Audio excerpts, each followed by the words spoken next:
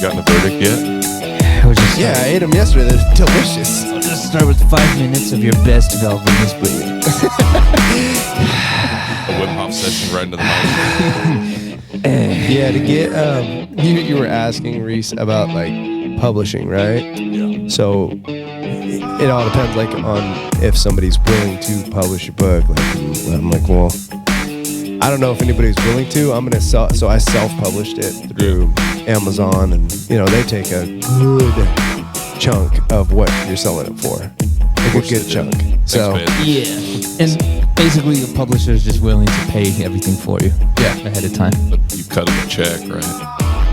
Well, I mean, they're just gonna take a cut. Yeah. Right. So you're not paying them anything up front. At least I've never heard of that. Like most of the time it's, hey, we're going to sell these and then you're going to get your royalty check. Kind of like I do through Amazon, right? Same idea. So, yeah. It's fun. No. How long did it take to write that? Couple years. Really? Yeah, dude. I mean, from start to finish, it just took a while because there's a lot of like reaching out to people. Yeah, interviews.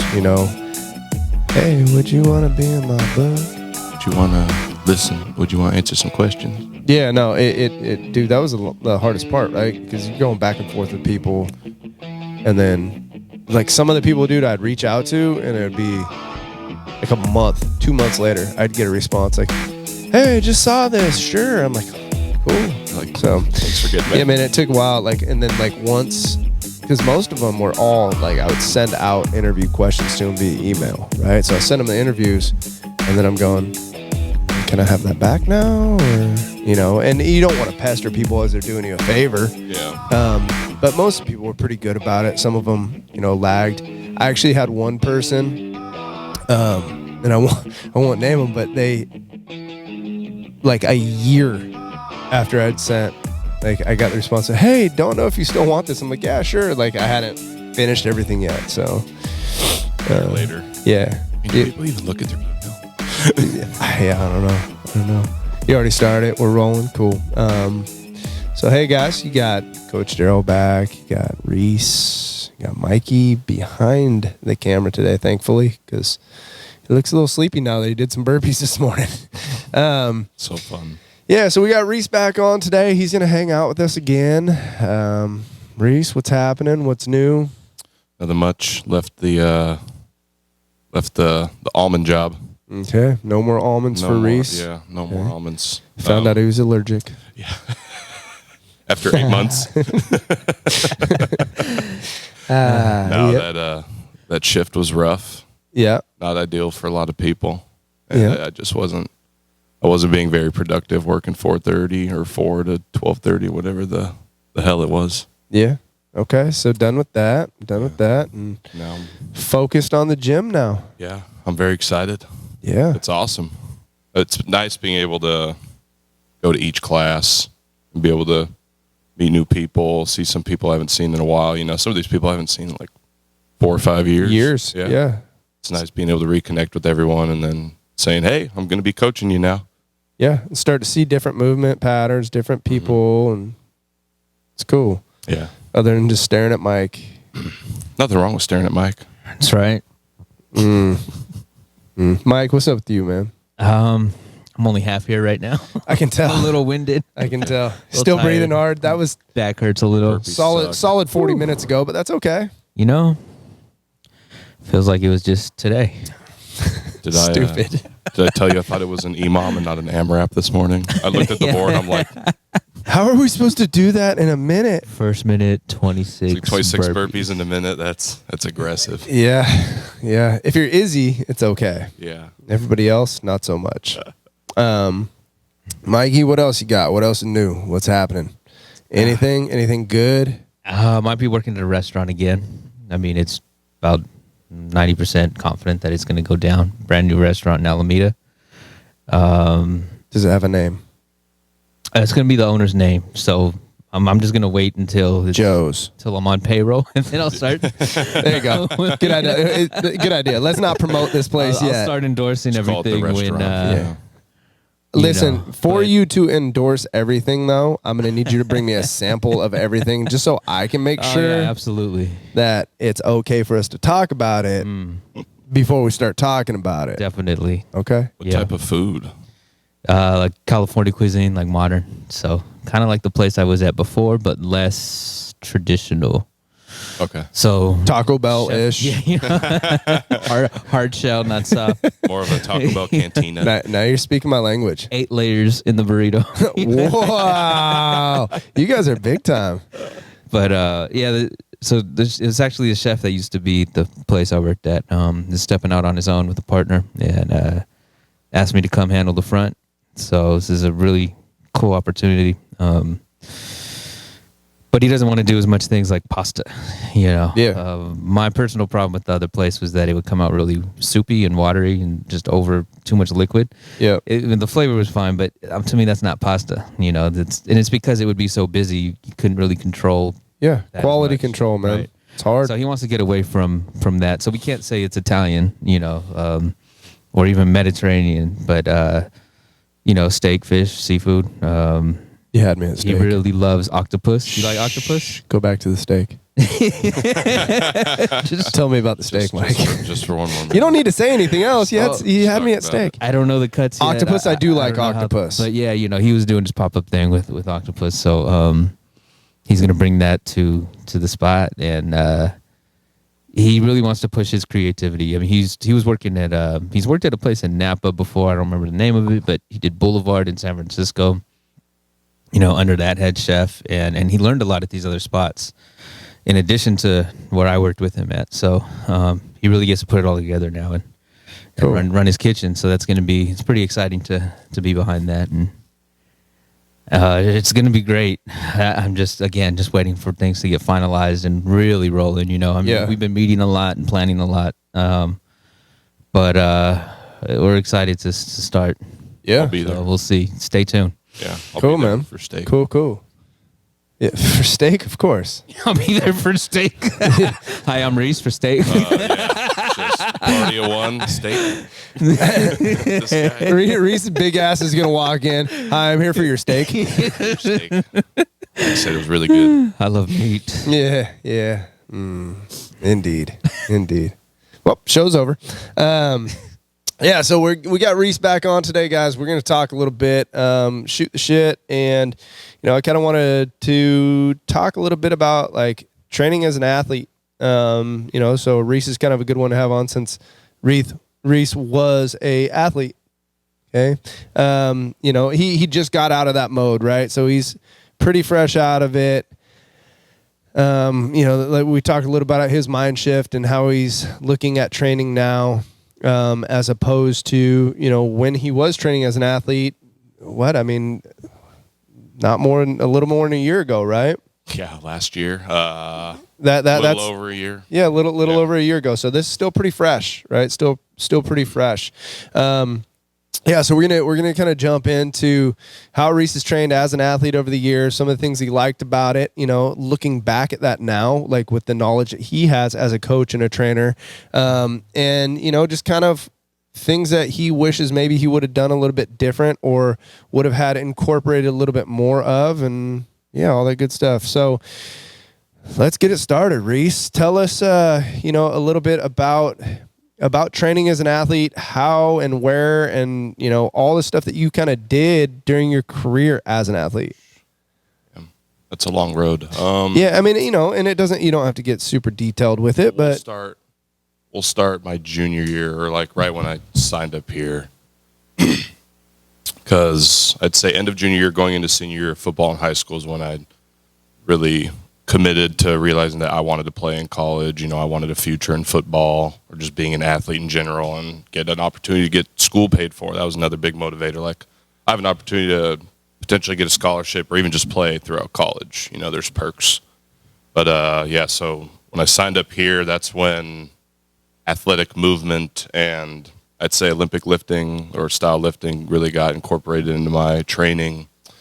it helped because as an athlete, you need to be explosive. Doesn't matter. Honestly, every sport's going to have some explosive element to it. So I knew that I need to get that training elsewhere because I'm not going to lie, in high school, if you don't have a strength coach for your school, your head coach is doing the training. Well, and most schools don't, right? Like most schools have a, they have a head coach, they have assistant coach, and, let's be real, most of those are, well, I lifted for football. I did some bench press when I was younger, or, whatever. So, and I don't mean to knock it, because I was a football coach for a long time. Now the difference is this is what I do for a living, right? So I could incorporate like with what I do for a living into that side of, the football program. But for the most part, I would see it, and it's scary now. Like you probably think back, about some of the stuff that you did in the high school weight room, and you saw guys doing there, and you're going, holy crap, how are you still upright? You know what I mean? So anyways, keep going, bud. Tell us more. I'll touch on that too. It's like if you don't have someone that knows what they're doing, in the training room, it's going to be like, hey, you're going to squat, you're going to bench, and then maybe deadlift or something, but no one knows the science behind what you need to be doing for that sport. So, like, let's say for football, for example, we'd go and we'd squat and we'd bench, but that's roughly all we're doing, maybe some lunges, but all of the sports-specific functional training that you would do as an athlete. Like in college, most people are getting, specific training. They're training for their sport specifically. In high school, it wasn't really like that. It was just coach open up the weight room. They'd give you your lift sheet, or not even that. They'd just write the workout up on the board and be like, all right, go get it done. And we're going to run after. And there wasn't any technique work. It was just you kind of learned by watching the older guys, right? That's the thing. As a freshman, you jump in. It's like, what's going on? And then you just watch the seniors, right? And then you learn along the way. But it's nice to have a coach there making a specific plan for you. That's why when I joined up with you, and when all the that specific group, me, Brandon, all the other guys, when we started working out with you, it sweet Jesus. Well, it started translating on the field because we started becoming more explosive just because of the movements we were doing. The power clean, the hang clean, the maybe snatch. Sometimes it's different than what most people are doing in the high school setting. Because without think of the private high schools. Okay, they may be able to pay for a workout coach or like a personal trainer or something. But if you're in a public high school, maybe they don't have the funds to hire a sports-specific trainer, so head coach is going to open up the weight room and say, all right, get after it. Right. And if there's no technique involved in the beginning of your lifting journey, it's going to end badly, just because you're gonna learn those movements with poor technique, and it's going to be that much harder to change that technique later on as an adult or as a young or an older teenager, I'd say. Yeah, the longer you ingrain those habits, the harder it is, right? I still see it with. And I'll pick on guys for a second. Guys that walk into the gym, still to this day, and they want to get stronger, right? And they want to be more fit and whatever. And let's say we're squatting, and I look at their squat, and it's just a total train wreck, right? And they're like, well, yeah, I played football in high school, and I squatted, and I've been squatting this way for years. I'm like, well, we're going to try and break all these years of bad habit, because your squat sucks, and it really is. And it's for most people, it's that way, it is. And the longer you do it, the harder it is to break. Yeah. So, all right. So you get into high school, you're training, and, you're coming, you're training here with me. You mentioned Brandon and Jake and Nick and that whole crew and I kind of laughed as you mentioned them, because that crew would try my patience at times, I guess you could say. Holy crap. A rambunctious sort. You were, and I'd just work it out of you guys. Well, it made it so much fun. That's what brought the competitiveness out of us, being able to show up. We were all playing football together, a couple of us were a grade younger. It was like me, Tyler, Josh, were the grade younger, and then Nick and Jake and Brandon were all the same year, so. Well, and then you had some of the younger guys rolling in too. Well, Theo and Theo was there too. Theo, Pablo, Jack, Frosty. Frosty. Yeah, you had a good crew, different ages. Yeah, so and it was nice to be able to train with other athletes, because that's how it is in college. You're training with your team, and that's where the competitiveness comes out. Right. And that's where people are going to form bonds. Like that's where, you spend 80-90% of your time in college in the weight room. Right. Because when you're not in season, it's off season, and you're just pretty much in the weight room on the field, conditioning, doing all your agility work and everything, and then lifting in the weight room. Yeah, and it's the hard part with that too, like from the coaching side, right? And you'll probably see it this way now more. Is so I would have a group of those kids in there, 8, 10, 12 guys, right? And we're training. And you said the competitiveness is there, but for me, it's like I'm like a fucking owner holding a pit bull that's pissed off, trying to keep the leash on these guys, right? Because it's that like young male ego of like, oh yeah, that competitive side's kicking. It's like, nope, we're gonna throttle back, right? And I think, you look at it now and you understand that, like as a coach, as a trainer, but as an athlete, you're like, fuck, let me go. Like, I just want to get after it, right? Yeah. But it's one of those things too, like when I do give you slack in that leash, all of a sudden it's like, holy shit, I just had a 50-pound PR on my deadlift. And it's funny, like for you, I'm sure, to look at it now and go, okay, there was a method to the madness when I was telling you guys, no, back off a little bit, and guys are just freaking out. Yeah, we wanted to PR every day. Yeah, we're showing up like, we doing 1 rep max, 1 rep max. Yeah, no, but that was a good group you guys had, man. It was a pretty good group. All right, so you train with those guys, you get out of high school, you move on to Laney Junior College. Yeah, with Coach Beam. Oh, Beamy. He's a good dude, man. He's a good guy. He is a legend. Yeah, he's a good guy. He's one, if you're a Bay Area person, football, Coach Beam. He's a great guy. I've sent a bunch of kids up there over the years. Go play for Beam. I hope there's athletes listening that if you're starting your football journey and junior college is an option for you, I recommend you go meet with Beam and see what he's about. Yeah. He shaped a lot of what my college career would look like, and he was real with people. That was the big thing. I got a coach that was real and 100% with everyone that came into his office. If you weren't playing and you came into his office and said, why am I not playing? He'd be like, hey, watch the film. We could sit down and watch the film together. Yeah, no, he'd pull it up and be like, you fucked up here, you fucked up there, and that's why you're on the bench. Yeah, no, and Beam's that dude, and that's what I appreciate about him, right? Is he's that guy, he's going to shoot you straight. Yeah. Whether you want to hear it or not, he's going to shoot you straight, right? He's not that guy who's just going to play you along. And a lot of guys, Beam,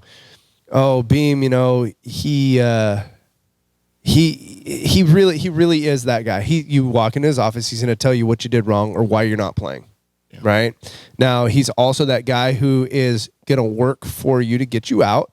And a lot of guys don't think so, but he really is that guy who has your best interests at heart, which you don't see a lot at the junior college level. Those guys are not usually, but a lot of them are trying to turn and burn, bring in athletes.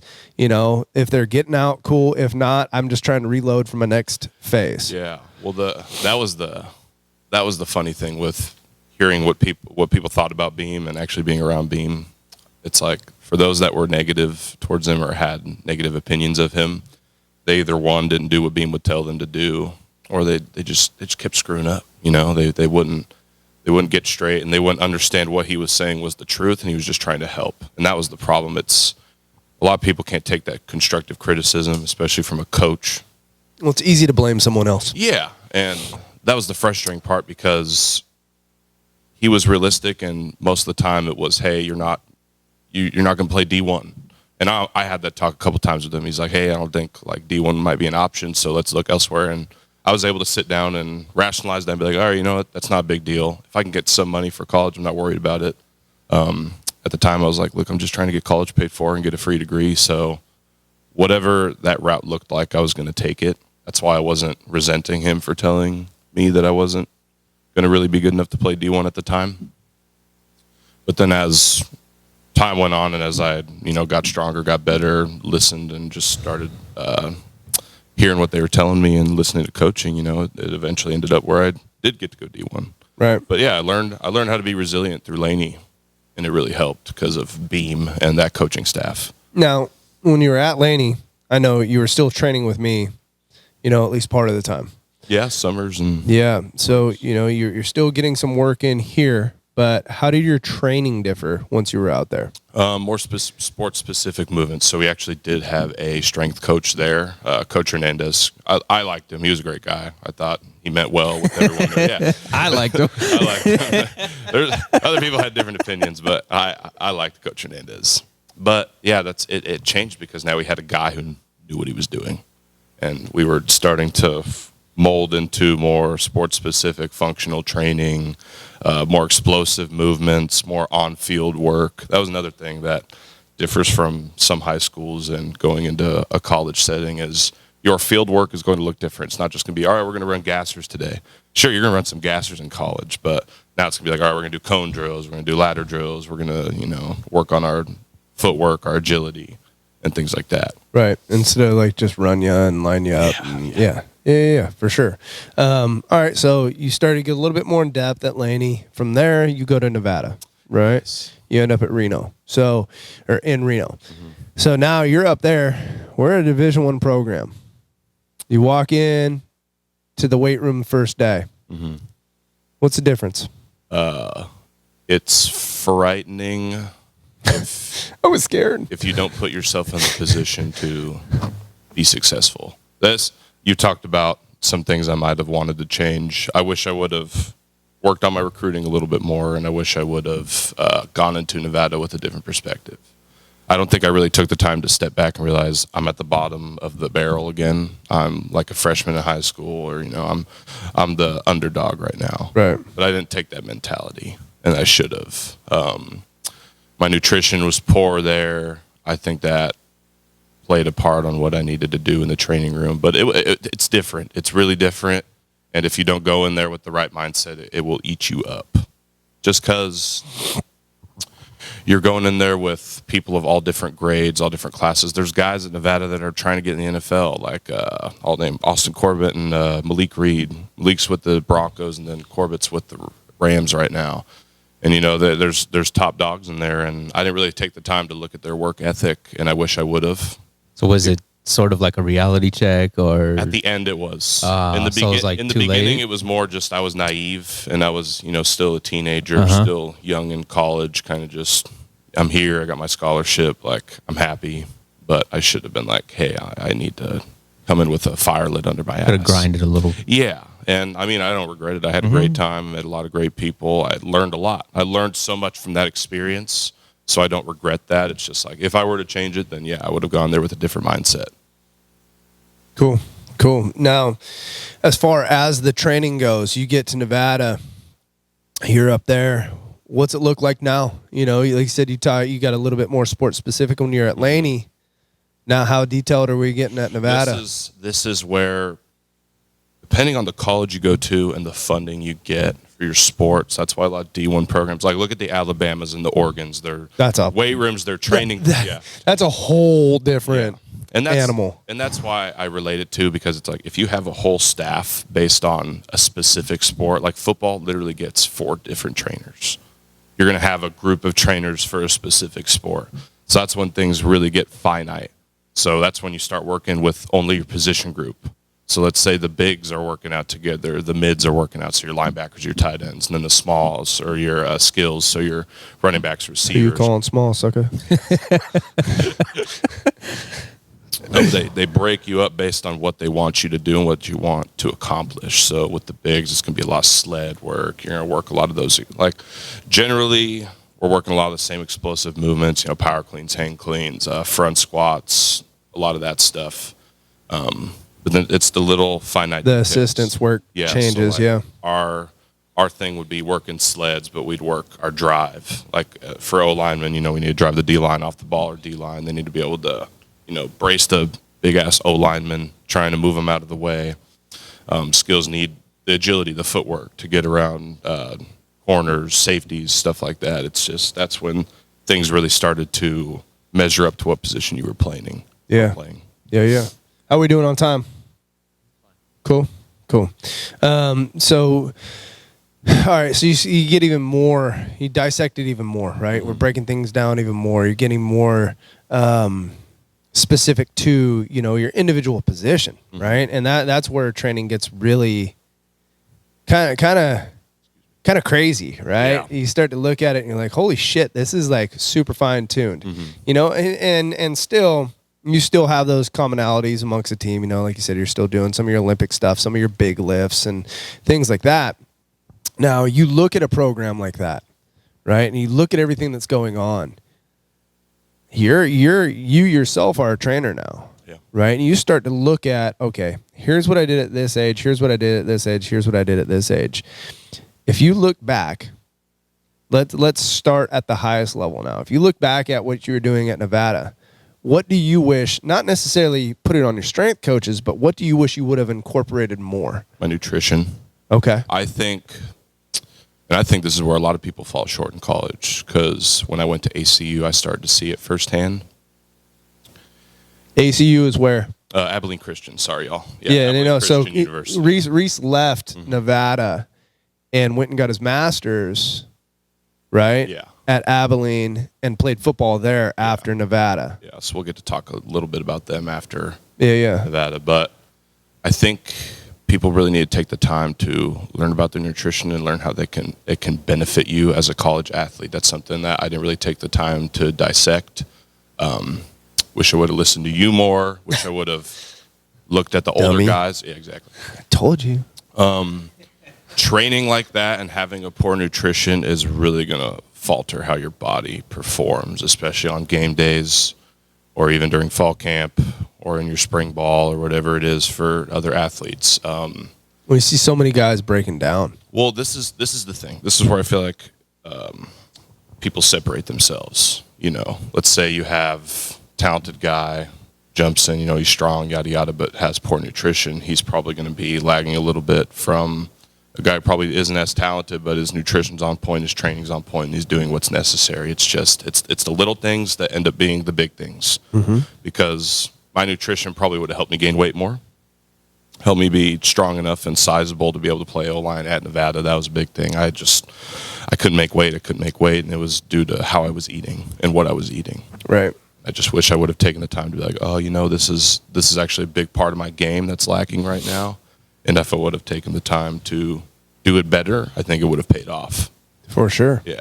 I didn't think about it at the time until it was too late. But, you know, you've heard me say this. You've heard me say it now, and you heard me say it when you were younger. When you were younger, you didn't listen to it, right? And it's one of those things, like, it's really hard to tell a young guy about nutrition because they see the side of it, you know, because I was that way. I was 100% that way. I think everybody looks back and says, fuck, I wish my nutrition was better when I was younger, right? Because I know for me, like, I was that guy, like, no joke. I would go eat 2 foot-long sandwiches from Subway, 6 cookies, a bag of chips, and a soda at lunch, right? And then be like, oh, yeah, that was good. I had my protein in there, some meatballs. You know what I mean? Like, but, you know, you look back, and it's that you could get away with it at the time. So in your head, you rationalize it. Well, it's okay, instead of making that conscious decision to do something different, and your performance probably would have been 100 times better. You know, not just on the field, but in the weight room, how you're recovering, how you're feeling. There's so much more that plays into that. Yeah, I was just too naive to understand that was where I was lacking, because it would come down to us sitting down in team meetings. And they'd put our weights up on the board. It'd be like, Backman, you're underweight. Backman, you're underweight. And I'm like, I'm doing everything right. I was like, no, I'm not doing everything right. Right. My nutrition's fucking terrible. Right. Yeah, it's just. Okay. So nutrition. What about, like, within training? Is there anything you look at, like, within training that you wish you would have done different, or things that you would have been incorporated more? I don't think it was. In the weight room, you know, they designed the programs so that, I mean, if you want to get in extra work, like a lot of people just like to go do arm farm or, you know, do some curls and tries. And I'm like, I don't think it was in the weight room is where I was lacking. It was off the field. So, like, a lot of those guys that are in the NFL, or the 2 that I mentioned, they were on the field after practice doing extra reps, extra work. They were doing things that were going to help them get better. Yeah. And I should have taken the time to be like, oh, you know what, maybe I'll stay for 30 minutes to an hour after practice and just do my footwork, or work on my pass sets, or work on the playbook a little bit, and just, you know my assignments. It's hard. That's a hard sacrifice, just like with the nutrition thing, right? With the young guys, it's a hard thing to get them to wrap their head around, especially when you're at, a pretty elite level of being a D1 athlete, and that mindset, because I've seen guys with it over the years, and it's well, fuck, I'm a D1 athlete. You know what I mean? I've arrived, instead of having that mentality, the white belt mentality is I can always learn. I can always get better. There's always something I can work on, and it's that I know just from coaching and training those guys over the years that the most successful ones always look at it as that white belt mentality. Yeah. And I wish I had that mentality. I wish a lot of people do, because then they'll be way more successful than they think they can be. Right. That was the problem. I was limiting myself. But it's age too. Yeah. Right? We were, people are naive at that age. They don't think they're doing much wrong until they get older and look back and they're like, shit. Fuck. Yeah. For sure, man. For sure. I used to be frustrated about it, and now I'm like, I'm glad I learned from it, because now my mindset's completely flipped. So would you say, because I'm not going to go, okay, what about this level? What about this level? You think that was kind of the underlying, like, what could have been done better at every level you were at then, not just at Nevada? Well, yeah. Every level, yes. It's a whole encompassing thought, because I can look back at each place I went to, and I could have been like, I could have done this better. I could have done this better, and I could have done this better. Yeah. And that's the thing. I learned so much from each of the places I played football at. That's why I love football so much. That's why I'll continue to love football, or sports in general. You're going to learn so much about yourself from the sport you play, or at least the grind you go through to be an athlete, or even training every day. Like people that are showing up to the gym every day. You're learning so much about yourself and how if you really take the time to look at yourself, right? And here's the thing, Reece, like you take on that mindset now because you're a former athlete at a high level, you're in the coaching side of things now, and I'm not trying to knock what you just said by any means, but I think the problem lies is most people don't do that. Most people they're zombies, right? They come in, whether they're working out here, whether they're working out 24-hour fitness, whatever, they come in, I'm going to fucking do some rows, and I'm going to do some bench press, and I'm going to go home, right? They're not taking the time to look at the work they're putting in. And I'm not saying that you got to crank the intensity up, to get out of that zombie mode, but look at what you're doing, right? Look at the amount of effort you're putting in. Look at what you're doing to get better. Look at your mindset. How are you going to grow from this? People don't do that. Yeah. And that's where true growth comes from any sort of program, whether you're an athlete, whether you're doing whatever training, right? And, falling in love with that process is huge, right? Of like the growth of it. Taking that, like, I know for me, like that's a huge part of it is that mindset of like, I love that mental challenge of it, like of training, like where I can look at it and like, okay, my last set, I was able to get 20 push-ups today or whatever, okay, how can I focus on getting to that 21? What did that do? Why did I stop at 20? Where could I have adjusted things mentally to get better? People don't do that. Yeah, they just don't want to. Well, I didn't want to analyze it. I didn't want to take the time and sit back. And it's with training, it's a short term and it's a long term game. You're playing a bit of both. Short term, you're like, all right, yeah, you need to show up every day. You need to make sure you're doing what you need to do to stay in shape. But then long term, you just need to realize, okay, every day I'm here, every little thing I'm doing is eventually going to add up. And it's hard to see that when you're in the brink of it. Like I know today doing burpees, I'm like, I fucking hate this shit. But then I'm like, okay, later on it's going to benefit me. As I get older, it's going to benefit me if I just keep showing up every day and I keep putting in 100% effort. Yeah. There's a really good book. I recommend this to a lot of people. The book's called Chop Wood, Carry Water. You ever hear that? Yeah, my head coach at ACU used to say that every day. So the book itself is, and I'm not going to give anything away about it because I think this is one that I think everybody should read. It's basic. It's one. So I like books on Audible because I can walk and, do whatever, put my earbuds in, listen to it. And it's one that I was telling my wife the other day. It came up conversation about this book, and I can't remember what I said. Something that referenced Chop Wood, Carry Water. And I said, this is one I want Dalton to hear. And it's one that he can because it's, It's not super adult, Yeah. but the message carries from kids to adults. And it's exactly that, right? Chop wood, carry water, chop wood, carry water. And it plays huge into what you just said there, Yeah. right? And it's show up, put in the work. You have to grind, right? Yeah. That was the first part of what you were saying. Now, the secondary part of that is what? We got to take that one step further, right? Yeah. So how do you do that?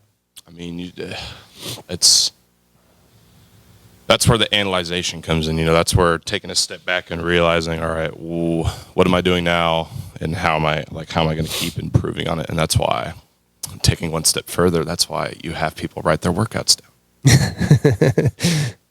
Yes, exactly. Mike's got his notebook over there. So those of you active in the gym or in training or in life, bring a workout book with you, or just have a separate journal and write down what you're doing, because that's just data you get to go back on and see how you've improved.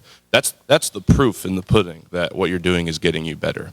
Because a lot of people, if they're not writing, like I didn't write my workouts down for years, Mm-hmm. I just go in and lift, because most of them were on the score sheet or on the lift sheet. But even at a young age, and that's something I used to make you young guys do when you guys come to the old gym. Write your workouts down. Mm-hmm. Write them down. A lot of times, like my dumb nephews would open up their journal and like literally scribble and then close it. And then I would go check it and be like, you asshole. Like, write this down, but people don't want to make that effort, right? And it's simple, but it's you're analyzing what you're doing, right? It's a cool thing to do too, because it's fun, especially if you're somebody who does it in the beginning, right? Where you look back and you're like, 3 years ago, I deadlifted 100 pounds. Now I deadlift 400 pounds or whatever. Yeah. That's the cool shit to see. And that's the long-term game, because you get to look back at that and be like, oh shit, like, look, like I was right.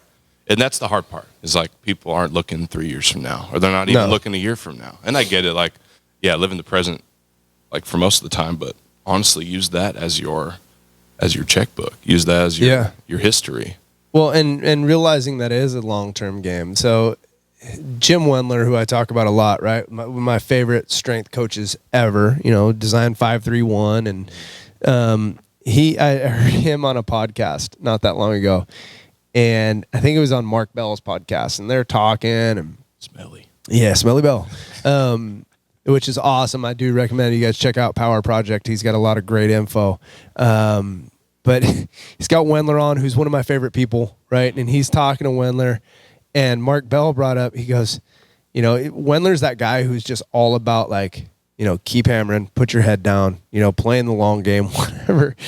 And he was talking about Jim Wendler was going to try and lose weight, and how he's going to do it, whatever. And Wendler's like, I'm going to lose a pound a month for the next 48 months. Right. So that's, 50 pounds within 4 years. Right, which is a substantial amount of weight, but he is that guy who's just like long, slow, grueling process, but he's just gonna freaking hammer it out, and that's so many people don't take that approach, especially now, right? And I joke all the time, is everybody wants a 30-day, 60-day, 90-day, how can I lose 100 pounds and whatever, and it's like, play the long game, play the long game, take time and focus and enjoy that process along the way, but most people won't. Most people don't want to. We're antsy, we want to get going, and when we don't see things at the end of the tunnel, that's the problem, We're looking for day results, and in reality, especially with the gym, it's like, all right, you need to look at year results, maybe even 2 or 3 year results. Yeah. It's going to take a while. Yeah. Like, think about people that are trying to get their one rep maxes up. Like when we were coaching with you, that whole group, you were even like 5 to 10 pounds is good. Yeah. Because that's how it is. That's how small the jumps are. You're not just going to show up a week later and be like, oh, I added 50 pounds to my squat. Well, and it's like that. It's even like, it's more so, even like the day-to-day training, it's more so like that, right? Like, because and it's always guys. It's always guys that have like the huge egos. It's like, holy shit, man, check your ego. But every guy, they come in the gym, And I the concept of progressive overload, that's how we get stronger, right? And it's you put more weight on the bar for the same amount of reps, or you use that same weight and you do it for more reps, right? And that's kind of the goal. Well, little tiny additions are what we're looking for. One more rep with that same weight. 5 pounds to the bar. 5 pounds to the bar. Yeah. When I'm doing the same reps. Let's think of that. Let's talk math for a second. Kids, if I have reached bench press 185, okay, for 5 reps, say, okay, that's hard. We add 5 pounds to that. What is it? 190. Okay, that's what we do for the whole next month. Okay, and then the month after that, you add 5 pounds to that. What's that? 200. Okay, we play this game, and that consistently happens.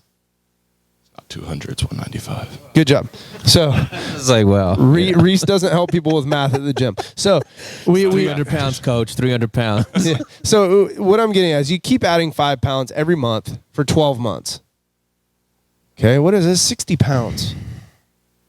Okay, most people want that 60-pound jump, but they want it this month, right? And they don't want to take that long route or that long route approach of, if you told me I could add 60 pounds on a fucking 5-rep bench press in a year, I'd freak out. But hell yes, that'd be amazing. If you told me I could do that on any lift.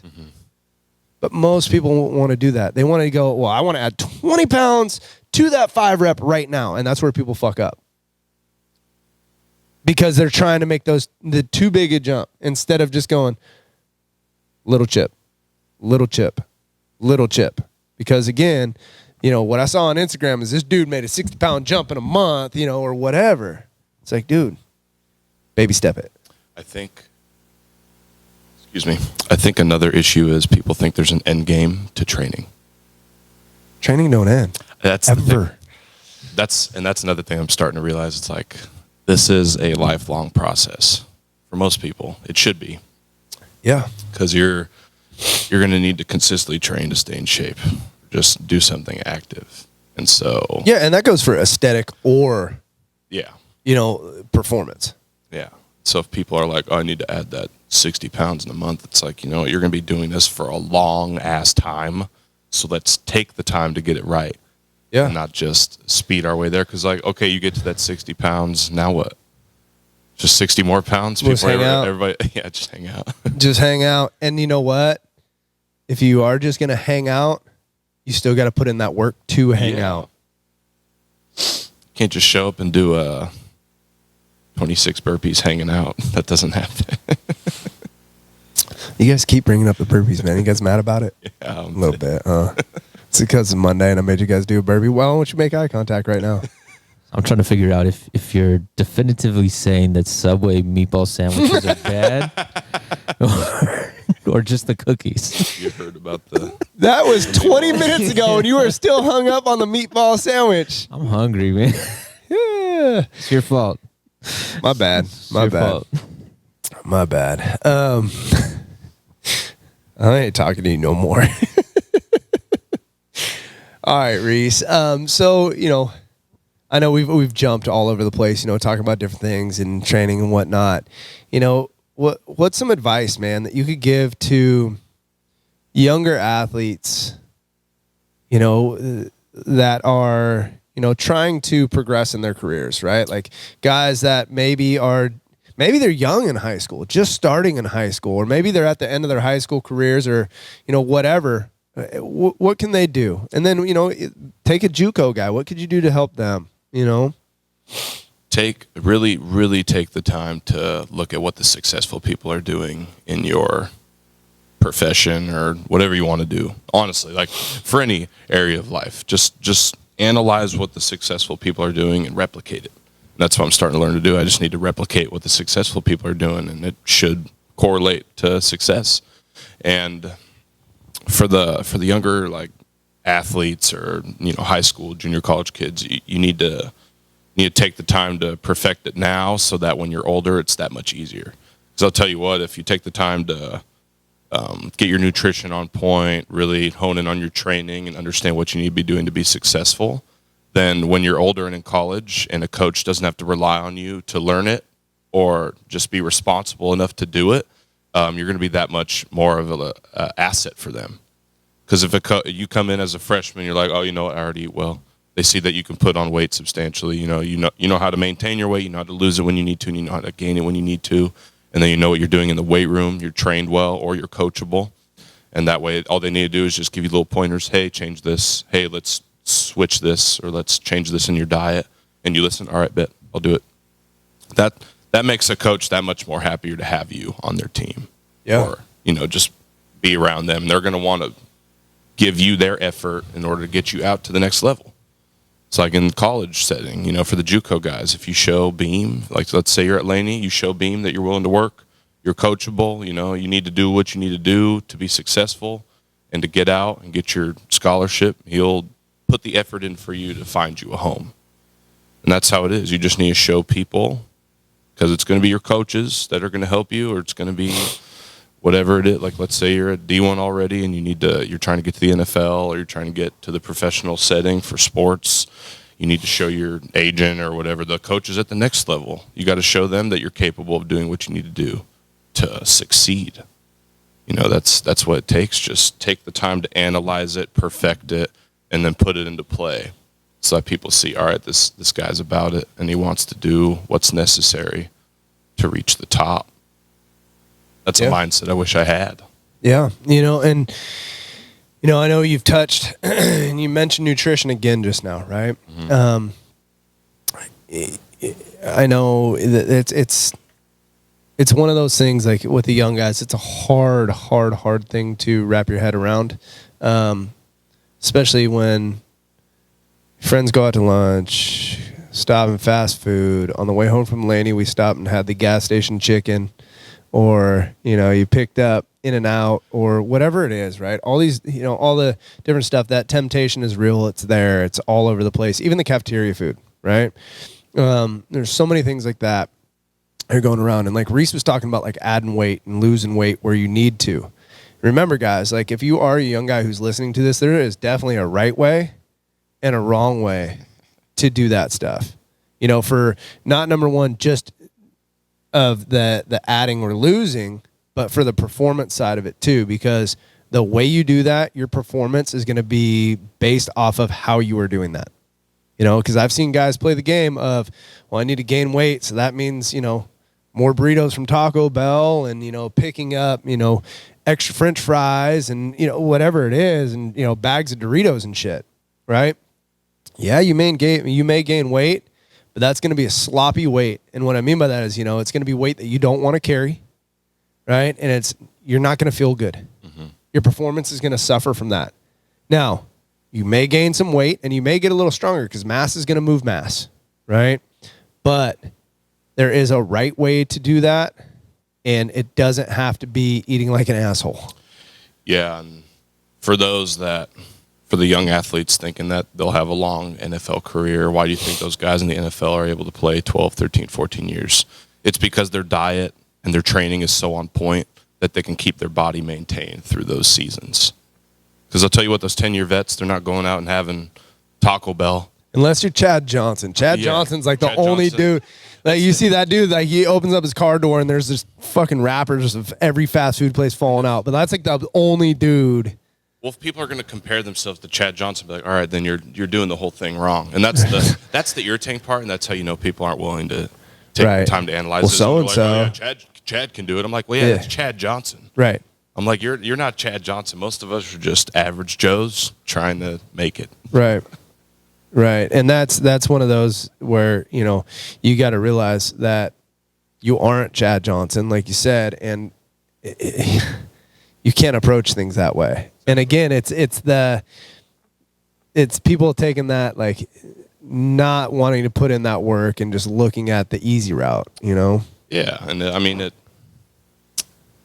everyone's probably done it at some point. They're just like, maybe take a shortcut here. But it's after taking those shortcuts and then learning from like, oh, you know what? If I would have done this the right way, then it would have paid off for me.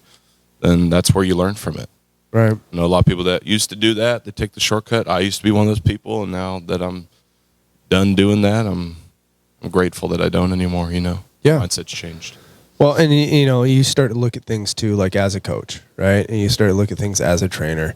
You start to focus on things a little bit different as you get older, and that's normal, man. You kind of evaluate things differently. But with the nutrition side of things for you younger guys, if you are listening to this and you need some advice, hit me up. Hit me up. I'd be more than happy just to share information with you. I'm not looking to sell you anything. I'm not looking to, put you on a program. Like, just give you some basic info. Like, hey, be awesome. I think something, and Reece, I'm not sure if you're familiar with them, but something for you younger guys, if, you don't want to talk to me, there's a guy named Stan Efferding. Yeah, you know Stan. Rhino. Yeah, the Rhino. He's the world's strongest bodybuilder. He's a elite power lifter as well as a IFBB pro bodybuilder. Big, strong, jack dude. Moose. Yeah, but he promotes his vertical diet. I think the vertical diet for putting on size, I mean, you can even cut with the vertical diet, but anyways, for putting on size, it's a simple, easy, great way to do so in a healthy fashion. So for you younger guys, if you don't want to talk to me, that's another route you guys could look at. But if you do, I'd be more than happy to share some information with you. Other than that, guys, I think that's about all we got today. If you guys have questions, anything that we can answer for you, or anything that you guys want to ask Reece, hit us up. Hit us up. I know Reece is one. He's a good dude. He likes to share information and knowledge. If there's anything that you guys are thinking of, like as far as like an athletic process along the way, even if you're an adult and you're trying to make a comeback in gymnastics and your name is Izzy Malay, we'll help you get to, your next Olympic Games at 50. But no, if there's something that we could help, guys, let us know. Be more than happy to. Other than that, Mikey, you got anything to add? Nothing. All right, check out my book on Amazon, Whatever It Takes. It's a good book. Some cool athletes in there that you guys can learn some good lessons from also. Reece, you want to say anything to the peoples? No, yeah, just don't be afraid to ask for help if you need it. Seriously, that's something I wish I would have done. So just ask for help if you have questions. Cool. Other than that, guys, check us out on all the social media, share us with your friends, and we'll see you later. So are you going to have the Subway or? Ball subs.